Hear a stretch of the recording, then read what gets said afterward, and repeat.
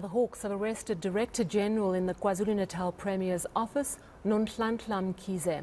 This forms part of a probe into the Mhlathuze Water Board involving fraud to the tune of about 40 million rand. A bit of background now. In 2019, the public protector found Mkhize, who was then Mpumalanga DG, that she'd acted unethically in relation to a tender for a 2013 memorial service for former President Nelson Mandela. And now, this arrest today in another matter. Our senior reporter Dasen Thathiah spoke to Siyabonga Mapomolo from Mhlathuze Water.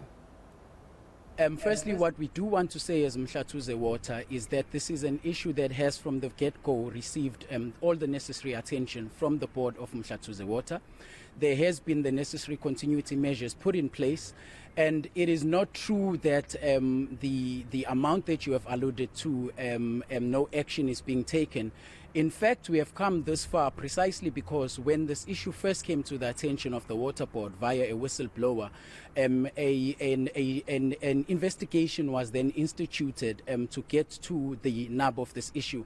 And we do believe that it is precisely because of the outcomes of those preliminary forensic investigations that we are then able to take this issue forward.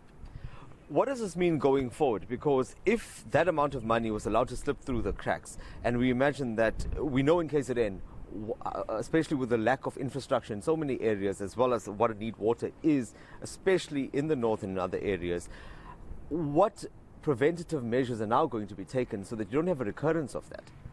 I think, Dasen, we do have measures put in place as Mhlathuze Water. For one, we have an effective risk management unit. We are also audited by the Auditor General of South Africa.